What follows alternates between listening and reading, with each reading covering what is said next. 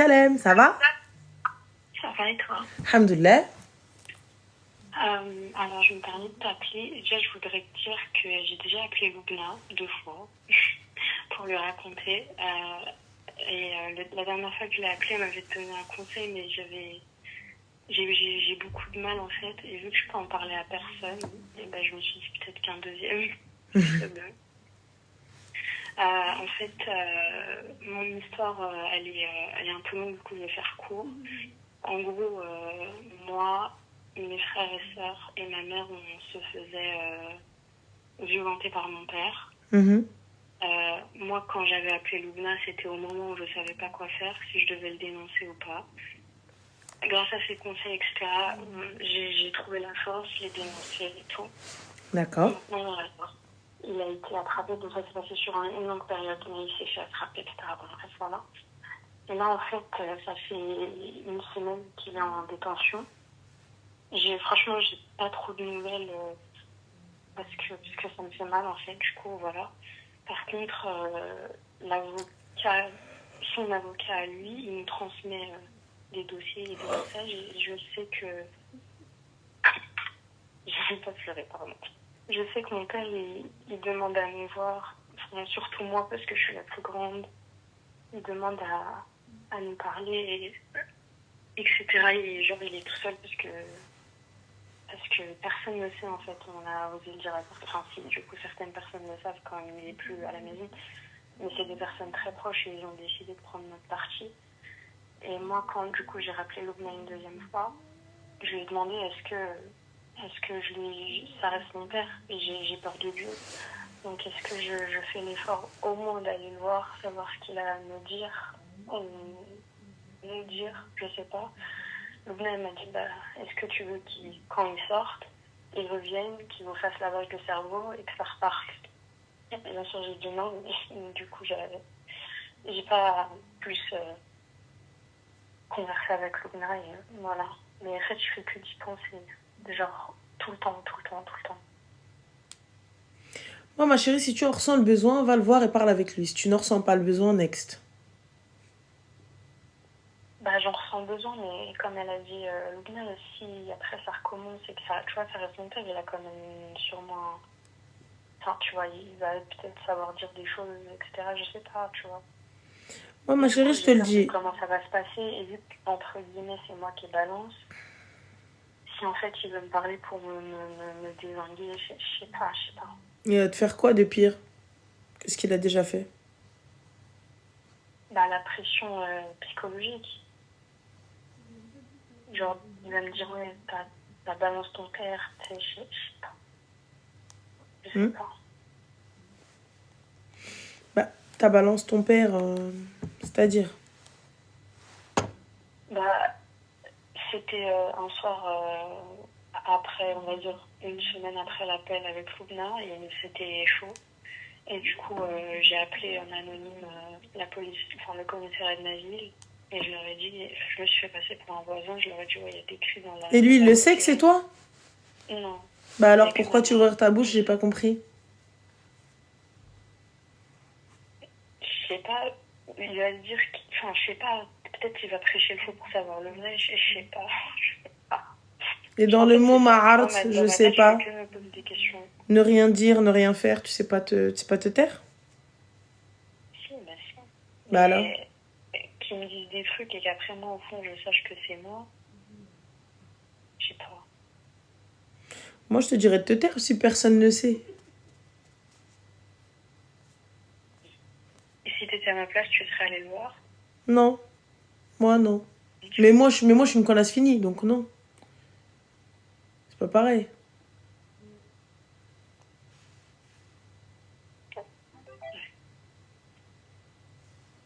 Moi, je te dis clairement, moi, je suis une connasse finie, donc moi, j'irai pas, tu vois. Mais voilà. Après, ça, c'est moi.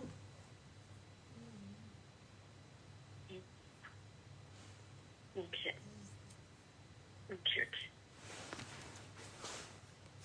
C'est tout. Ça marche. Merci. Je t'en prie, ma chérie. Bisous, Slama. Trop fragile, frère. Elle va y aller, elle va... Mon col, le col, Moi, je sais que je suis allée pour le coup et j'ai vu que ça m'avait rien apporté. Après, elle, si elle en ressent le besoin et qu'elle a besoin d'aller voir son papa, juste ne serait-ce que pour avoir une explication, vas-y, ma sœur. Moi, je sais que j'en ai pas besoin. Je suis pas le genre de meuf à avoir besoin d'explications. Voilà, elle va être encore plus mal aussi, hein, exactement. Elle va être encore plus mal après. Pourquoi créer des problèmes volontairement? Elle se pose pas les bonnes questions. Elle culpabilise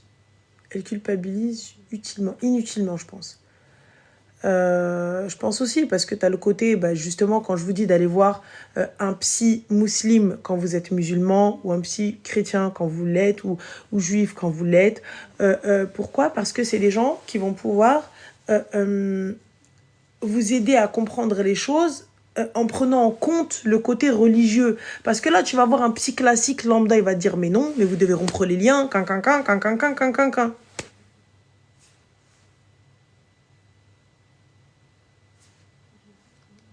Tu vois? Alors que si tu vas voir un psy musulman, il va te dire, voilà, ou non, telle condition, à telle condition, il va prendre en compte le côté religieux pour ne pas créer un autre problème. Tu vois? Parce que là, tu arrives, tu dis à quelqu'un, il faut rompre les liens. Mais tu arrives, tu te poses la question, tu te dis, mais attends, il faut rompre les liens. Mais comment on fait, tu vois? Comment on fait? Je romps les liens, mais ensuite, à un moment, comment c'est possible avec mon père, alors qu'en islam, on me dit... Tu vois? Donc, moi, je pense que ça c'est important. Ça, c'est important. C'est très, très important. Sinon, elle va rentrer, elle va avoir d'autres soucis dans sa tête, en fait. Hein. C'est juste pour avoir... Alors, je serai très bref, c'est pas une histoire, une story time. Je veux juste avoir, vu que t'es prestataire, t'es une mégafa, yes. Est-ce que tu aurais des prestataires à me conseiller dans le Douf, dans l'Île-de-France? Alors, en Douf, pure Île-de-France Autour, franchement, en région, autour. Alors là, comme ça, tout de suite... Sénégalais, maghrébin, algérien... C'est un mariage mixte? Oui. Oui, mixte. En origine, pas en mec et meuf. Oui, en origine. D'accord, parce que j'ai pas compris. Je me suis dit, elle me parle de Douf et elle me dit mixte. J'ai pas saisi, madame, tu es fou? Tu vois? J'ai dit, Wakaila, elle a la schizophrénie dans son corps. Peut-être, tu vois. Non. Ah oui, groupe Louarda, oui, apparemment, ils reviennent, ouais. Attends, on note. Groupe Louarda. C'est déjà, il y a ça. Et là, ce qui vient et ce qui revient, c'est que ça. Après, là, ouais. Et au niveau des robes, comme t'es une gafa, qu'est-ce que tu conseilles? Genre 30 minutes chaque robe, 40 minutes chaque robe? Tu fais... T'as combien de tenues?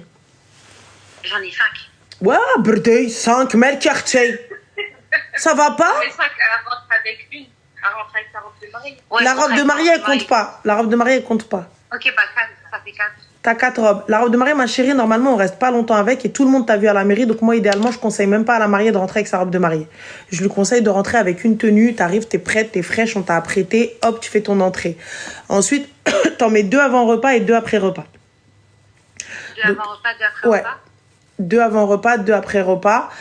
Et lorsque tu vas te changer pour celle après le repas, tu te lèves au moment où ils sont en train de poser le dessert. Donc ça veut dire que tu le mangeras pas. Tu le mangeras dans ta loge. T'as une gafa? Ou tu t'habilles toute seule? Non, je m'habille toute seule. Enfin, alors, mes copines, j'ai ma copine. Prends une habilleuse, ne prends pas de copine. Prends une habilleuse, paye-la. Ok. Je te conseille, parce que pourquoi? Non pas que tes copines ne sont pas bien, au contraire. Mais le souci, c'est que tes copines ne sont pas habilleuses, ne sont pas maquilleuses, elles sont pas coiffeuses, elles posent pas le hijab, sauf si c'est leur métier. Parce que pourquoi? Non, j'ai une maquilleuse qui fait le suivi en salle, mais en gros, pour la tenue en elle-même, genre, je me suis dit, si c'est juste pour m'habiller... Non, il faut que ce soit rapide. Un changement, si le changement il dure plus de 15-20 minutes, c'est trop long. Okay. C'est trop long. Un changement, parce que pourquoi? Surtout quand tu vas avoir beaucoup de tenues, c'est trop long, tu vois? Et tu vas passer ton temps dans la loge. Ça veut dire que toutes les musiques ou tous les trucs ou toutes les animations que tu as prévues, en fait, les gens, ils vont aller s'amuser. Et toi, tu es là dans ta loge en disant « Ah, c'est mon son. Ah, non, cette partie-là, je voulais. Ah, Wallah, m'saken, vraiment. Wallah, les pauvres, elles sont là. Les meufs, elles sont là en train de faire des playlists, en train de taper la tête du DJ ou taper la tête des filles et tout ça, etc. » Tu vois? Le mot est... franchement, c'est un C'est un truc de fou, tu vois. Et puis à la fin, bah t'as passé en fait ton temps dans la loge. T'as payé ce bel flous pour rester dans la loge. Et au niveau du temps des robes,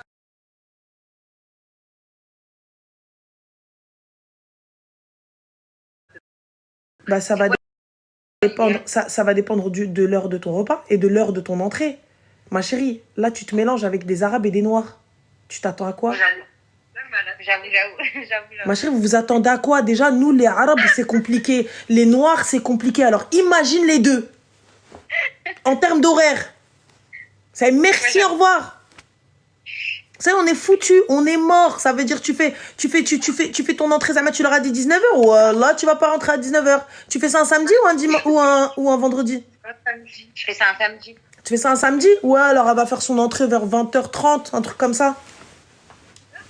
Comme ça, le temps que tout le monde arrive, 20h30, même si je leur dis 17h, tu penses qu'ils vont être là? Les MDR, 17h, il n'y aura personne à 17h, ma chérie. Donc toi, tu fais ta mairie là et tu veux que les gens ils viennent.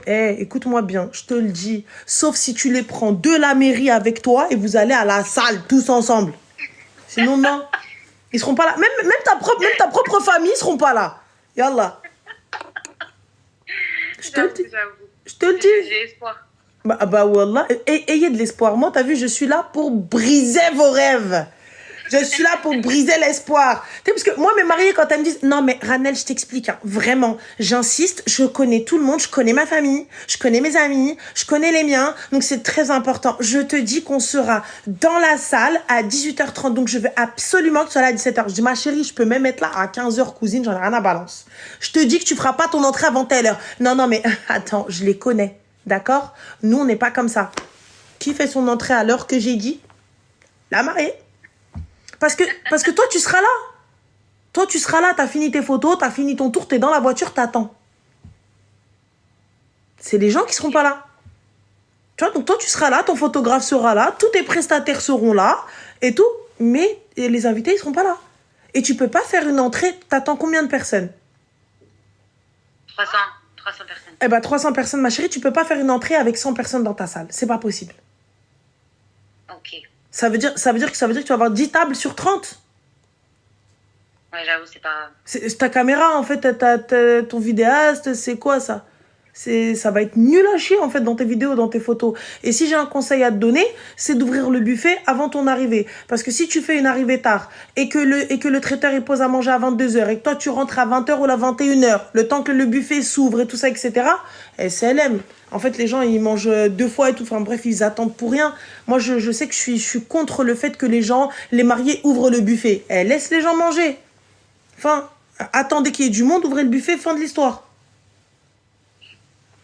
Ok, mais moi j'ai peur parce que du coup, ma famille à moi, c'est des gens qui viennent assez tôt. Genre dans tous les mariages, ils sont... Oui, ma chérie, dans tous les mariages, c'est ce que tu dis, ta famille, blablabla. T'inquiète pas, tu vas voir. Il faut qu'ils rentrent se changer. Entre la mairie et la salle, ils vont rentrer se changer. La mairie, elle est assez tôt. En plus, je me dis que... Je sais pas. Ça va être... Et du coup, un groupe de 12, tu m'as dit que ce groupe-là. Là, de ce que je vois là tout de suite, ouais, c'est ce que j'ai. Sinon, mais tu vas mettre 300 femmes dans une salle? Non, c'est 300 femmes, genre hommes et femmes. Mais après, c'est séparé. Il y a plus de femmes que d'hommes, mais en gros, la salle, elle est séparée. D'accord. Ça va faire ça, en gros. Ok. D'accord. Après, je pense qu'il y a aussi des groupes qui chantent pas quand le mari il est là. Hein. Oui, je comprends totalement. Ouais, donc il faut juste checker ça avec elle, tu vois, que tu sois pas choqué. Les gens, vous offusquez pour 300 personnes, vous avez pété les plombs, quoi. 300 personnes, c'est un mariage classique. Surtout quand il y a arabe et noir dans la phrase. Tu rigoles ou quoi? On a des familles nombreuses. En plus, j'ai pas beaucoup d'amis, j'ai pas mis beaucoup d'amis, il y a plein de gens qui se sont vexés. Hein.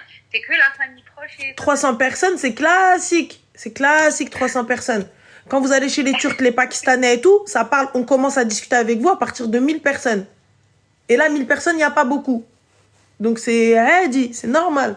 C'est un mariage classique. Ah oui, des 300 personnes. Des habib, tu sais. Parce qu'ils regardent chacun de leur côté. Par exemple, si moi, de mon côté, il y a 150 et lui, de son côté, 150, genre sa famille, ses cousins, cousines, on est beaucoup, on se reproduit vite. Yallah. Donc, qu'est-ce que tu fais? Donc, yallah, que la famille. Voilà, que la famille, t'arrives à 600 personnes des fois. Donc, que la famille. Je vous dis, le cousin de la cousine, du cousin de la cousine, ensemble, hein, c'est tout. ماشي غير festival là اختي العرس la joie ça y est mais en tout cas voilà ça c'est ce que j'ai à te conseiller après après quoi d'autre qu'est-ce qu'on a d'autre c'est tout mais moi je te conseille si t'as un mariage à 300 personnes prends une habilleuse t'es plus à 500 balles près. T'as vu, quand t'arrives à ce stade-là, t'es plus à 500 euros près. Donc, pour le coup, prends quelqu'un qui te suit, qui reste là, qui s'occupe de toi, et c'est elle qui va driver tout le monde. Tu vois, me dites pas c'est énorme, c'est pas énorme. Si vous n'avez pas les moyens, on dit c'est pas dans mon budget, je l'entends et je le comprends complètement. Quand tu as quelqu'un de compétent qui est là, qui va se charger des épingles, qui va se charger d'un accroc sur ta robe, qui est là pour parer à toute éventualité, à tout problème, c'est pas cher. C'est pas cher. Sachez que quelqu'un qui va gérer, qui va empêcher les gens de rentrer dans votre loge, qui va tout faire pour être à votre service, c'est pas cher. Elle est là toute la soirée comme pire qu'une garde du corps. C'est pas cher, les gars. Moi, je vous le dis. Vous achetez votre tranquillité, vous payez votre tranquillité. Moi, Arti, je suis là, je suis en train de me changer. J'ai la tante, j'ai la copine, j'ai la cousine qui viennent toutes poser leurs affaires dans ma loge, qui viennent toutes rentrer, sortir pendant que moi, je suis à moitié à poil ou en train d'arranger mon zif, ou en train d'arranger mon truc. Non, merci. Et moi, je peux pas dire aux gens non. Donc, je prends quelqu'un qui dit non. Je prends quelqu'un qui dit non, comme ça, t'as vu, moi je peux. Ah, je suis désolée, ma chérie, t'as vu. Moi, je fais pas la roubaha de service. Jamais de ta vie, tu ouvres ta bouche. Moi, je suis gentille. Toi, moi, je veux bien, mais c'est elle, elle veut pas. Je peux pas. C'est elle, elle veut pas. Fin. S'arrête là. Moi, je dis toujours à mes mariés, tu n'ouvres pas ta gorge. Je dis, laisse-moi, moi, être la méchante. Laisse-moi, moi, être la mauvaise. Dans tous les cas, les meufs vont me dire, ah, vas-y, ça ne gaffe, je sais pas pour qui elle se prend. Elle, je me prends pour qui je veux, tu rentres pas dans la pièce. C'est tout. Et tu ne laisses pas tes affaires. Concrètement, même la mariée, je lui demande d'avoir une valise qui ferme, avec une clé ou un code. Pourquoi ? Parce qu'il y a des trucs personnels, il y a des trucs privés, il y a de l'argent, il y a de l'or, il y a des bijoux, il y a la veste de monsieur des fois qu'il laisse quand il veut se changer, tout ça, etc. Les gens, ils lui mettent des enveloppes et tout. Qui te dit qu'aujourd'hui, ou même moi, il y a mes affaires. Moi, je viens, il y a des gens, ils rentrent dans la salle, je te dis, il y avait 5 000 euros dans mon sac, rends-les-moi. Qui prouve le contraire ? Rien. Ouais, c'est vrai. Tu vois ? Donc, et même toi, demain, ils t'offrent juste des petites boucles d'oreilles en diamant ou un truc comme ça. Les boucles d'oreilles, elles sont parties. On fait quoi ? Va les chercher, toi. Ou même, Arti, on sait pas, là, ils tes sous-vêtements, tes chaussures, tes cheveux. Normalement, la pièce de la mariée, c'est des gens de confiance. Ce qui veut dire, la personne qui l'habille, elle et son mari. Et son mari, encore, mesquine, on l'appelle pour venir la sortir et la rentrer. Fin de l'histoire. Et pour s'habiller de temps en temps, si toutefois il accepte de se changer. C'est tout. Personne ne rentre avec elle. Et les gens qui ne comprennent pas ça, c'est votre problème. Elle a besoin de se changer. Déjà, elle se met presque à nu devant une inconnue, donc c'est pas facile. Et elle est pas forcément à l'aise, donc il faut la mettre à l'aise, la détendre et tout. Et tu viens, tu fais rentrer tout le monde et qui sont en train de la regarder. Ouais, c'était un trop beau mariage. Et elle est là, elle sait pas quoi faire. Est-ce qu'elle tient la robe? Est-ce on tient le peignoir ou la... Non. Donc, on laisse la mariée tranquille et c'est son moment où elle a pas envie de sourire. C'est son moment où elle est en mode, ça y est, son cerveau, il est déconnecté, elle a souri, elle a la mâchoire qui fait mal parce que oui, ma chérie, tu vas avoir rictus, rhuinates, etc. Bref, tous les muscles de ta mâchoire qui vont trembler, tu vas en avoir marre de sourire. Et à un moment donné, tu vas penser que tu souris alors que tu souris même plus. Et c'est à ce moment-là que ta gaffe, elle rentre en jeu. T'as une astuce pour ne pas paraître crispée, ne pas paraître... Les dents, ma chérie, quand tu montres... Moi, je dis toujours à Marie, montrez vos dents. Parce que quand tu montes tes dents, ça fait un sourire moins hypocrite. C'est la vérité, Wallah. Parce que Mskina, elle est fatiguée de sourire. Donc, à un moment donné, elle fait ça. Mais faire ça, c'est pas sourire. Alors, quand tu fais ça, tu vois, on voit tout de suite tes dents. Donc, direct, t'as l'impression que la fille, elle sourit vraiment. Tu vois? Donc, elle est là. Alors qu'en vrai, non. Donc, je lui monte tes dents. Elle me dit, ouais, mais je monte tes dents. À moi, normal. Moi, dès que je passe derrière la mariée, je suis derrière le photographe, je la regarde, je fais... Tout de suite, je dis, on sourit. Mskina, elle se reprend tout de suite. On se tient droite. Je passe derrière, je lui mets un petit coup dans le dos, genre, on se tient droite, elle comprend direct. Elle se remet droite. Parce que pour le coup, si t'as personne pour te faire ça, ben, toi, toutes tes photos, elles vont être foirées. Parce que toi, tu vas pas le voir. Tes copines, elles vont être prises parce que soit il y en a une qui arrange ta robe, soit elle est en train d'installer les gens, soit elle est en train de danser parce qu'elle est contente d'être à ton mariage. Donc, c'est pas quelqu'un qui va être dévoué que pour toi. Et elles sont pas là pour ça. Tu vois, c'est pas leur taf. Dis-moi. Tout ce qui va être... Moi, je compte interdire les photos. Je veux pas passer pour la mauvaise, mais est-ce que je le mets sur le carton d'invitation? C'est rien, ma chérie. Tu prends des meufs qui vont mettre leurs appareils dans des pochons. Parce que même si tu le mets sur le carton, même si tu le placardes sur ton front, tu dis je veux pas de photos, elles vont prendre leur téléphone. On n'est pas en Belgique. Il y a des prestataires bien sûr, Paris, bien sûr, des prestataires partout, ma chérie. Il y a des prestataires. Tu regardes sur j'en ai pas à te conseiller là parce que je n'en connais pas, mais nous on va en prendre par exemple pour le mariage de Loubna. C'est comme ça, on prend ça, mais on veut pas de photos en fait. Les photos, on va faire un endroit à l'extérieur de la salle où les gens peuvent aller faire leurs selfies, où les gens peuvent aller se prendre en photo avec un petit endroit où, tu vois, genre on aura fait une petite arche, Louina et tout, pour qu'elles puissent faire leur petit snap, leur petit truc quand même. Elle s'est maquillée, elle s'est préparée, c'est quand même pour se prendre en photo, tu vois. Mais on n'a pas envie que les photos de ma mère, les photos de mes nièces, de mes neveux, de mes frères et sœurs, ils soient partout, tu vois. Donc, prends quelqu'un, ça sert à rien de le mettre. Les gens, ils vont te prendre en photo. Même quand les DJ et tout ça, ils le disent au micro, t'as toujours quelqu'un qui dit « Ah, elle est trop belle! Attends, elle est trop belle! » Tu fais quoi? Et si jamais tu dis non à quelqu'un, il va dire « Ouais, mais l'autre, elle a filmé. » Alors, l'autre, c'est ta sœur. Mais elle a filmé. Oui, c'est vrai, c'est vrai. Donc, pour la Belgique, ma chérie, quand j'ai dit on n'est pas en Belgique, parce que la Belgique, ils sont disciplinés. Les gars, je vous dis, excusez-moi, mais j'ai été dans les mariages en Belgique, je n'ai pas vu un téléphone se lever. Les meufs, elles rentrent, elles sont toutes sans hijab, elles sont toutes dévoilées. Tu fais ne serait-ce que comme ça, pour mettre devant ton visage, t'as 66 000 personnes qui arrivent. Il n'y a rien. Et tout le monde respecte. Personne ne snap ou ne prend en photo la mariée. Personne ne fait rien du tout dans la salle. T'as même des meufs qui sont payées pour faire la sécurité, pour tourner dans la salle. Pas de photo, pas de photo, pas de photo. Si elle vient, elle prend ton téléphone, elle te dit efface-le. Ou elle te fait sortir de la salle. C'est radical. Ils rigolent pas là-bas. Ah, ils rigolent pas du tout. Moi, je vous le dis, wallah. Bien sûr, on en fait des mariages en Belgique, ma chérie. Mais, je vous le dis, à pas... Parce qu'elles sont toutes dévoilées. Elles sont toutes en mode ksheta mhloula, ariana. L'autre, il laisse sa femme pour aller tranquille. Et à la fin, on vient, je trouve ma femme sur le téléphone d'un autre. Donc non. Donc ça, et je te le dis clairement par expérience. Même on peut le crier tous les jours. Je peux le crier tout le temps. Ah oui, non, c'est gênant de dire aux gens de ne pas prendre de photos. Il n'y a pas de souci, ma chérie. Donne-moi le micro, moi je vais le dire aux gens en fait. Prends pas de photos, j'ai pas envie. C'est quoi le délire? Tu prends pas de photos. Je vais vous dire pour la simple et bonne raison. Non pas qu'elle se prend pour une princesse ou quoi que ce soit. Vous avez des frères. On va pas dire des maris. Pour celles qui ont des frères, celles qui ont des fils, celles qui ont des maris, celles qui ont des cousins, des cousines, n'importe quoi. Il prend ton téléphone parce que il est en train de chercher un truc qu'il a screené lui-même. Il est en train de regarder. Il regarde quoi? Il tombe sur les photos de mariage. Il n'y a pas de souci, il n'y a pas de problème jusque-là. Mais du coup, lui, le mec, il a préservé sa femme jusqu'au bout. Et à la fin, on se retrouve avec lui en train de regarder les femmes des gens. Alors que son intention première n'était pas de regarder les photos. Mais il les a vues. On fait quoi maintenant? Ou toi... Voilà, c'est pour ça. Mais c'est pas que par rapport à moi. Genre, même les autres filles, mes sœurs, mes cousines, mes copines... Ma chérie, on est en train de danser entre nous. Entre femmes, des fois. Et on va parler cru. Elles sont en train de twerker. Elles sont ensemble, elles sont entre femmes, Marty. Elles font ce qu'elles veulent. Elles montent la robe jusque-là. Elle monte la robe jusqu'ici. Elle fait ce qu'elle veut. Elle a enlevé ses chaussures. Elle a lâché ses cheveux. Elle fait des roulades par terre si elle a envie. Pourquoi tu la filmes? Moi, j'ai déjà vu des mariages, je n'étais même pas invitée. J'ai vu tout de A à Z alors que j'étais même pas censée être là. Et j'imagine pas les gens autour de moi, etc. C'est pour ça qu'en gros, je voulais interdire que ce soit pour mes sœurs, que ce soit pour moi, que ce soit pour tout le monde. Comment vous empêchez les photos? Vous prenez des prestataires.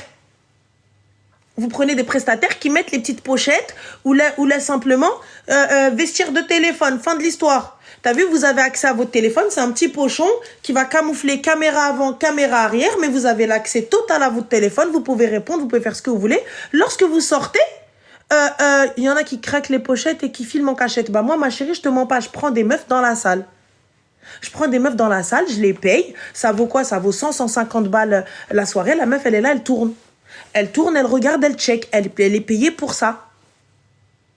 Je sais que c'est un budget, donc c'est soit ça, soit vous laissez votre téléphone. Mais tu peux pas dire à quelqu'un qui a des enfants ou à quelqu'un qui a besoin de son téléphone de lui dire « Ouais, prends pas ton téléphone, genre laisse-le à l'entrée. » Tu peux pas. Et moi, je vous dis, j'ai pas envie. Filmez pas, j'ai pas envie. C'est tout. En tout cas, merci beaucoup. Avec plaisir, ma chérie. Mais fik barakallah. Donc voilà, n'hésite pas. Merci, Prends soin de toi, ma chérie Salem. Faut rendre des comptes le jour du jugement. C'est abusé d'en arriver là. C'est dommage, faut respecter. Enfin, moi, je te mens pas. La fille, elle te dit, je veux pas. Bah, filmez pas. C'est tout. Ranel, comment gères-tu les mariés introvertis et timides, s'il te plaît? C'est facile. C'est facile, tu la mets à l'aise.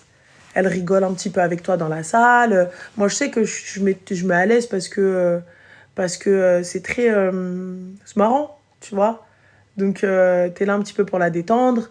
T'es là un petit peu pour... voilà, pour la mettre à l'aise.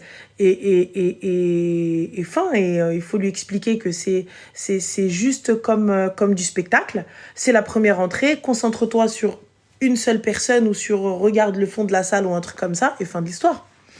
Moi, on me dit, filme pas, je filme pas, point barre. Bah oui, c'est tout. Fin. Mais les sœurs...